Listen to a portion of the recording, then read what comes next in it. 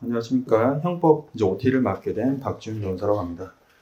제가 여러분들 자습 시간이니까 짧게 한 15분 내외로 하고 그다음 마치도록 하겠습니다. 일단 강의 계획서 한번 보시고 강의 계획서랑 OT 자료 PPT로 된 자료가 있고 합격 수기가 이제 두 분 거 정리 수강하신 분들 거 정리해서 이렇게 정리를 했습니다. 그래서 강의 계획서 먼저 보시면 일단 교재는 여러분들 보시는 어떤 암기장으로 이제 보셔도 충분히 이제 호환이 가능하고, 그리고 저는 수업 시간에 이제 오전에 진모에 출제했던 선택형 문제는 제가 바로 교재 그 페이지에 해당하는 부분을 찾아서 바로 수업 시간에 정리를 해서 여러분들이 수업 끝나고 따로 리뷰하면서 복습할 때 시간이 걸리지 않도록 바로 강평하면서 그렇게 교재 정리를 해드리고, 그럼 여러분 복습하실 때는 그 부분만 이제 따로 발췌해서 보시면 되겠습니다. 그리고 교재는 이제 각자 암기장에 제 사례집 이제 2판이 이제 출간되고, 이제 다른 그 사례형 교재를 보셔도 충분히 수업을 듣는데 무리는 없습니다.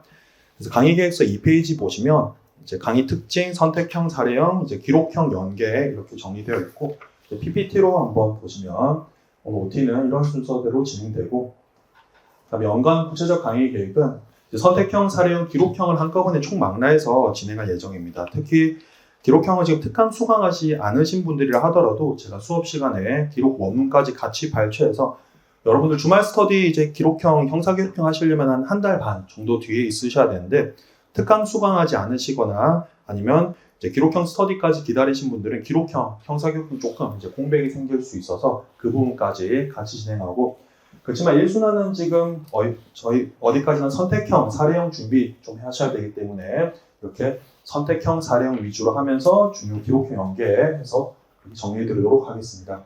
그 다음에 2순위는 이렇게 심화 문제, 그 다음 최판 정리하고 3순위 기록형, 4순위는 파이널식으로 나가겠습니다. 일단 성적 상승 이제 결과로 증명해드리고, 교재는 각자 암기장 그리고 강평 시간에 곧바로 정리하겠습니다. 16회 변시 대비 방법, 출제 경향은 이제 고난도 총론 문제가 복잡하게 출제되고 있습니다. 지금 1번 문제에서도 올해 1문에서도 부작위 은 살인죄, 보증인적 지위 나오면서 총론 개념을 복잡하게 물어보았고, 그리고 간접정범과 같이 총론이 복잡하게 계속 나옴에 따라 총론 부분을 제가 뒤에서 이제 특강으로 또 개설할 예정입니다. 그래서 강의 진행 방식은 일단은 기존의 형사법 점수가 잘 안 오르시는 분들은 크게 문제 원인이 두 가지로 보입니다. 답안 작성 체계 자체가 잘못되었거나 아니면 두 번째로는 세부 쟁점을 누락하는 경우가 많습니다. 그래서 쟁점 추출하실 때 저희 가이드라인 지금까지 민법하고 상법 했던 것처럼 죄명 같은 거 세부 쟁점 누락하지 않고 특정 키워드가 어떤 죄명, 어떤 법리를 표상하는 단어들이 있습니다. 그래서 그 키워드를 체크해서 여러분들 쟁점 누락하지 않는 것이 가장 중요하고, 이제 2순환, 그 다음에 4순환에는 그 차전 쟁점을 좀 더 정치하게 쓰는 연습을 하셔야 됩니다. 지금은 저희 사례형은 쟁점 추출 위주로 하고, 그래서 일단 제가 대면 첨사 개인 상담을 통해서 개별적 원인을 정확하게 진단하고, 여러분들 성적표, 이제 지난번 성적표와 그 다음에 여러분들 쓰신 첨삭 답안을 갖고 오시면 제가 체질을 이제 구체적으로 개선해 드려서 제 개인 과외처럼 그렇게 솔루션을 제시해 드리도록 하겠습니다.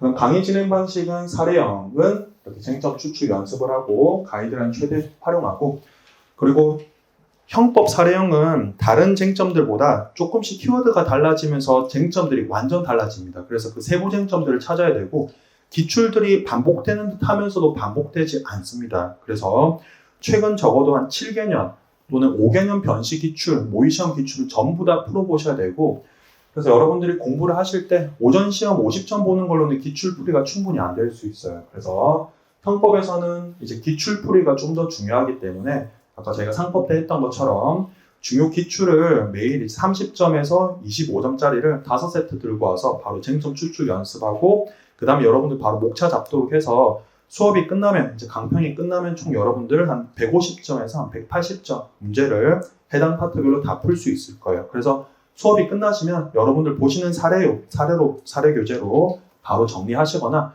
아니면 제 교재를 정리하셔서 매 수업마다 해당 파트 기출은 전체 다 이제 풀어볼 수 있도록 그렇게 진행을 하겠습니다.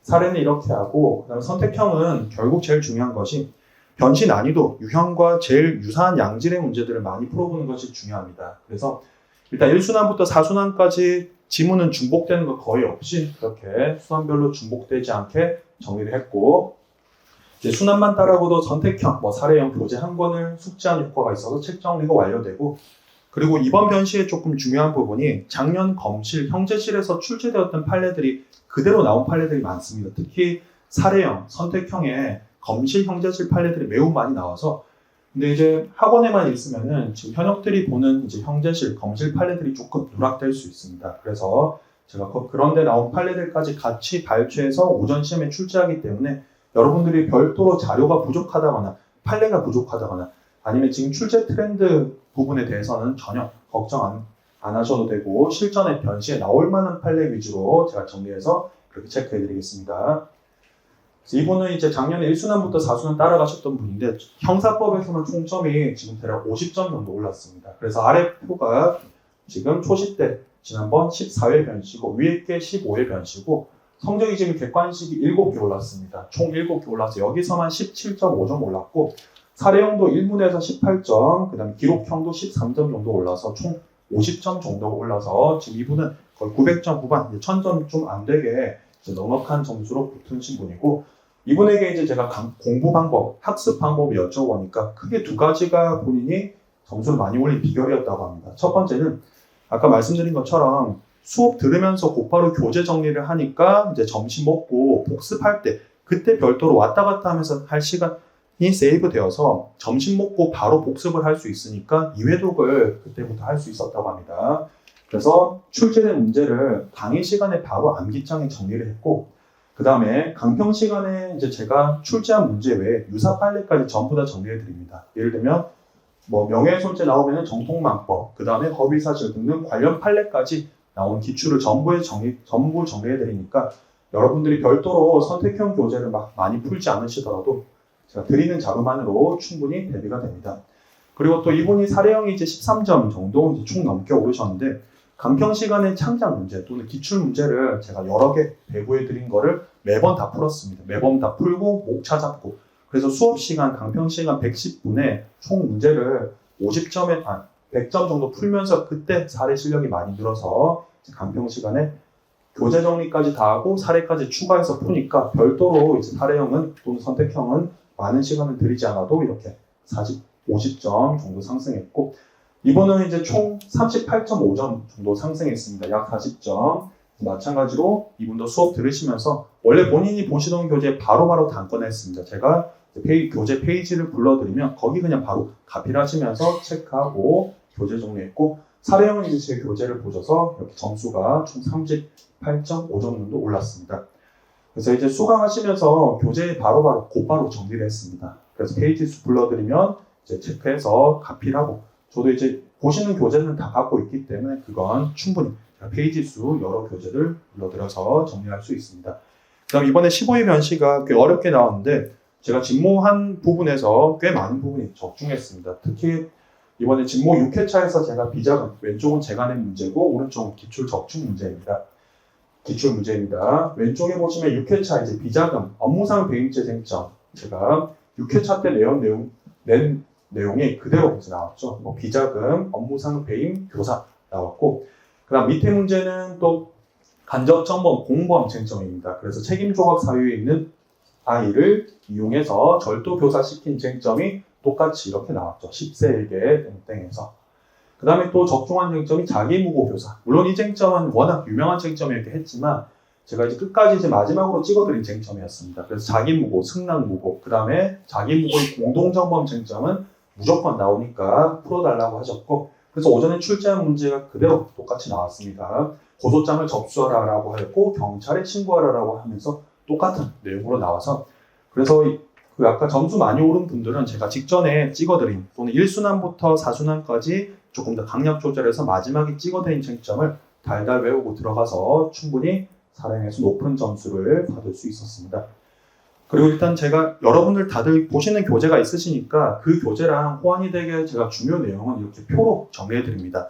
그래서 여러분들이 머릿속에 이제 떠돌고 있는 또는 비산된 지식들을 결국 시험 보실 때는 한꺼번에 한 곳에 몰아넣는 것이 중요합니다. 그래서 상법 때 제가 한 것처럼 여러 흩어져 있는 개념들을 뇌물죄, 뇌물수수죄, 공동정범 등등 헷갈릴 만한 쟁점을 매번 매 시간마다 표로 정리해 드리니까 이 표는 여러분들이 객사기 풀 때 어떤 걸 푸시더라도 다 풀 수 있고 중요한 건 쟁점 누락 방지하고 그 다음에 시간 단축해서 고득점 할 수 있습니다.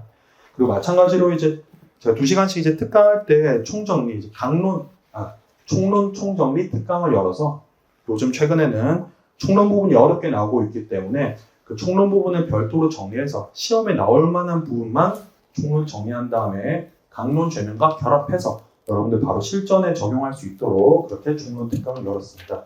그리고 중요한 건 저희는 지금 학문을 하는 게 아니라 수험 법학을 하는 것이 중요합니다. 그래서 총론 보실 때 너무 지엽적으로 구체적인 학설 내용까지 보실 필요 없고 결국 그 총론이 어떤 죄에서 어느 강론과 어떤 죄와 연결돼서 나오는지를 보셔야 됩니다. 저희 신분범 할 때 그냥 신분범 33조 본문 단서 그걸 위주로 보실 게 아니라 문서죄 또는 뒤에 증거 위조죄, 인멸죄와 같이 연결돼서 결합돼서 나오는 법리 어떤 법리와 어떻게 결합해서 나오는지를 아셔야 저희가 총론 법리를 정확히 맞출 수 있습니다. 총론 특강은 2시간 동안 하면서 여러분들 여기서 이제 총론 정리해드린 것만 딱 보셔도 다른 뭐 10시간짜리 총론 강의 들으실 필요 없어요. 그래서 수험적으로 이제 중요한 총론을 강론이랑 연계해서 하고 그다음 유형별 연계학습이라고 해서 객사기를 한꺼번에 정리할 수 있도록 그렇게 진행하고 어디까지나 지금 1순환이기 때문에 90%는 선택형, 사례형에 초점을 맞추지만 이제 취지는 기록형이 이제 장기간 이제 누락되는 걸 방지하기 위해 중요 기록형 쟁점이 있으면 이제 특강 때 하던 것처럼 원문 발췌해서 같이 풀도록 하고 한 5분 정도로 하루에 이제 기록형은 5분 정도만 투자해도 아예 안 하시는 분들보다 훨씬 점수 더 높게 받을 수 있습니다. 그래서 객사기 연계해드리고 물론 제가 여기서 기록하는 쟁점은 특강이랑 전혀 겹치지 않습니다. 겹치지 않는 쟁점으로 객사기 연계해드리고 저희 그래서 시험 대비는 따로 하시더라도 한 판례는 반드시 연계해서 보셔야 됩니다. 그래서 저희는 시간이 이제 없기 때문에 한 판례 공부할 때 선택형 OX, 사례형 풀 게 아니라 어떤 판례는 입체적으로 나오면 어떻게 나온다 이걸 계속 유기적으로 생각하면서 보셔야 여러분 실전 시험에서 쟁점 누락하지 않습니다.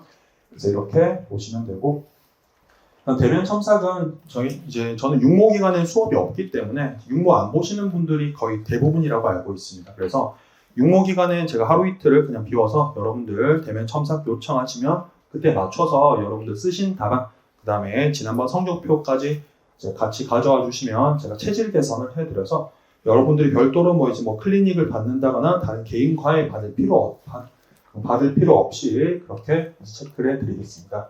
그래서 단순 누락 쟁점 체크가 아닌 답안 작성 체계, 범죄 체계론에 따라 체계적으로 봐드리고 그리고 제일 중요한 게 점수 상승과 직결되는 개선 방안 제시. 그래서 아까 합격 수기에서 두 번째 제가 예시로 든 분은 내용은 잘 알고 있었어요. 근데 답안 쓸 때 너무 이론적인 부분을 지나치게 장황하게 쓰고 답안 쓰는 서술 방식이 조금 잘못되었는데 제가 이 부분은 절대 쓰지 말고 이 부분을 조금 더 써달라라는 식으로 직접적인 코멘트를 드리니까 이순환 때부터 그분은 이제 빌보드 계속 드시면서 학교 모의 시험에서도 순위권을 차지하게 됐습니다. 그래서 형법은 저희가 쟁점 추출도 중요하지만 범죄 체계론상 순서의 논리에 맞게 쓰는 건 더 중요합니다. 그래서 여러분들 답안 작성 방식까지 제가 꼼꼼하게 봐드리고 마지막에 드리는 말씀은 일단 최대한 여러분들 리뷰 시간, 복습 시간 줄여드리기 위해서 바로 수업 시간에 교재 정리해드리고 그리고 성적이 직접적으로 오르는 강의를 표방해서 그렇게 진행하도록 하겠습니다. 그 다음 합격 수기 한번 보시면 합격 수기는 첫 번째 성적표 있는 이분이 이제 좀 많이 오르셔서 여러분들이 뭐 다른 수업을 들으신다 하더라도 여기에 이제 밑줄 치고 볼드체 쳐 있는 공부 부분 학습 방법은 충분히 이제 활용할 수 있고 이분도 초시 때는 성적이 그렇게 좋지는 않았습니다. 형사법에서 한 135점이었는데 지금 사례 기록에서 30점 넘게 올랐기 때문에 밑줄 친 부분 그래서 이 부분 한번 참고해 주시고 두 번째 분도 이제 38.5점 정도 오르셨습니다. 그래서 이제 총점이 이제 사례에서 기록에서 180점 정도로 매우 높은 점수를 받으셨고 특히 이분은 답안 작성 체질 개선을 통해서 거의 10점 넘게 그것만 해도 10점 넘게 올랐기 때문에 여러분들이 기존에 이제 작성하시던 답안 작성 방식까지 조금 더 꼼꼼히 볼 필요가 있겠습니다.